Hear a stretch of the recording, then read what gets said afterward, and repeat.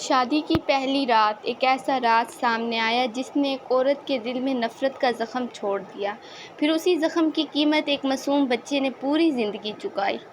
ماں کی محبت سے محروم وہ بیٹا سب کے لیے قربانیاں دیتا رہا، مگر بدلے میں اسے صرف دوریاں ملیں۔ جب اسے محبت ملی تو اس کی بیوی بھی اسی نفرت کا نشانہ بن گئی۔ سالوں بعد حالات نے ایسا پلٹا کھایا کہ سب کچھ بدل گیا، مگر تب تک بہت کچھ کھو چکا تھا۔ آخر ایک ماں کو اپنی زندگی کی سب سے بڑی غلطی کا احساس کب اور کیسے ہوا؟ آئیے دیکھتے ہیں کہ کہانی کا اگلا موڑ کیسا ہوتا ہے۔ ملک نور الدین کے خاندان کو علاقے میں عزت اور وقار کی علامت سمجھا جاتا تھا۔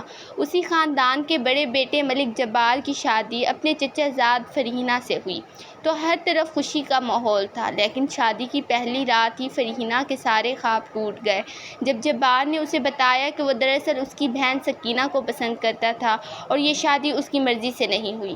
یہ الفاظ فرحینہ کے دل میں تیر کی طرح اتر گئے، مگر اس نے خاموشی سے فیصلہ کیا کہ وہ ہار نہیں مانے گی اور اپنے شوہر کا دل جیت کر دکھائے گی۔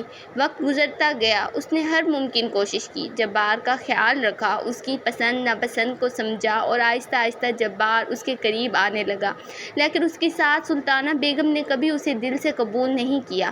وہ ہر وقت اس پر تنقید کرتی، اسے کاموں میں لگائے رکھتی اور فرحینہ خاموشی سے سب برداشت کرتی رہتی۔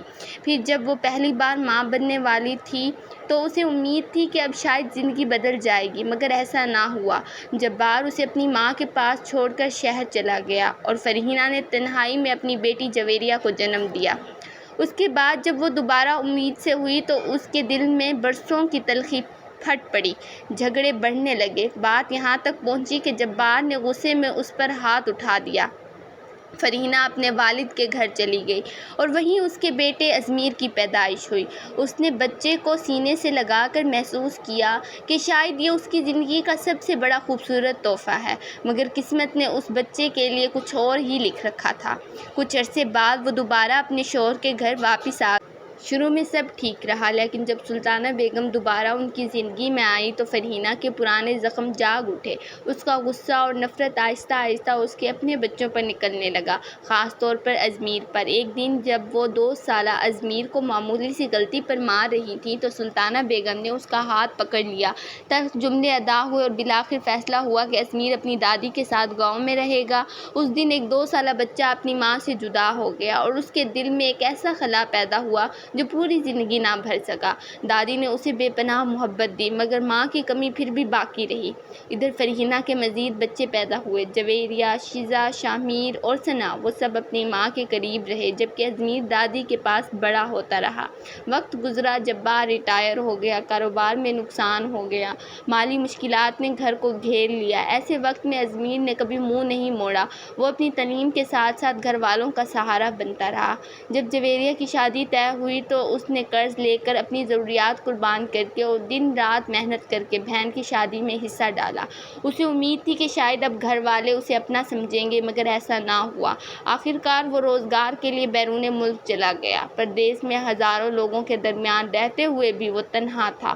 دن بھر محنت اور رات کو ایک خاموش کمرہ اس کا مقدر بن گیا۔ وہ ہر رات موبائل اٹھا کر دیکھتا کہ شاید ماں کا فون آیا ہو، لیکن اکثر خاموشی اس کا استقبال کرتی۔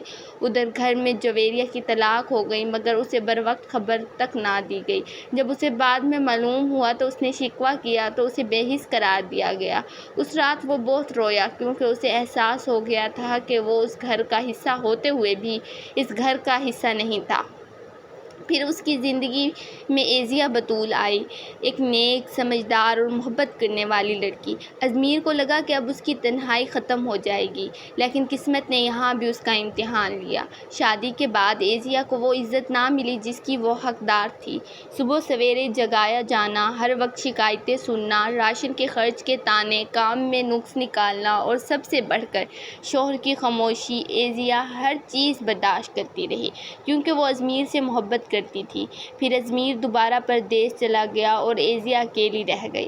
بیماری میں بھی اسے مناسب توجہ نہ ملی۔ ایک دن اس کی حالت اتنی خراب ہو گئی کہ اسے ہسپتال پہنچانا پڑا، لیکن تب تک بہت دیر ہو چکی تھی۔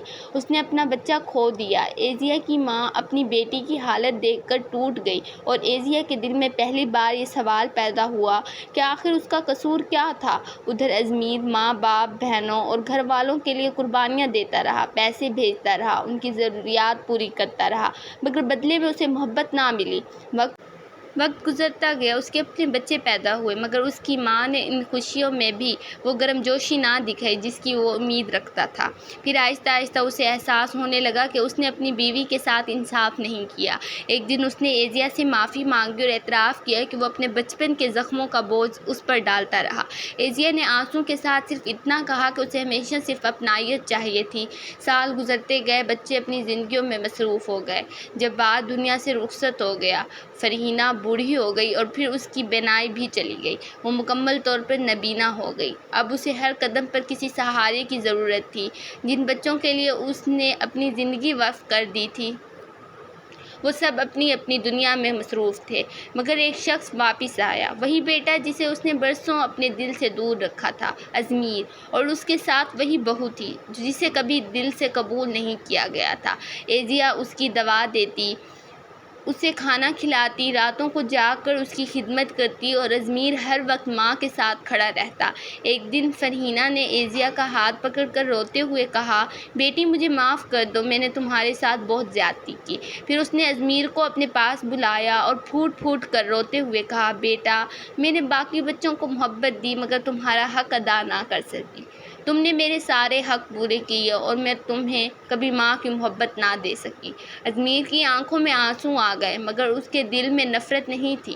اس نے صرف اتنا کہا، امی وقت واپس نہیں آتا مگر انسان بدل سکتا ہے۔ اس لمحے فرحینہ کی آنکھوں میں روشنی نہیں تھی، بلکہ اس کے دل میں پہلی بار سچائی کی روشنی اتر چکی تھی۔ اسے سمجھ آ گیا تھا کہ زندگی میں سب سے بڑی شکست دوسروں سے ہارنا نہیں بلکہ اپنے ہاتھوں اپنے پیاروں کو کھو دینا ہے، اور سب سے بڑی جیت یہ ہے کہ انسان اپنی غلطی کو پہچان لے اس سے پہلے کہ بہت دیر ہو جائے۔ اگر آپ کو میری اسٹوری پسند آئے تو چینل کو لائک اینڈ سبسکرائب ضرور کیجیے گا اور کمنٹ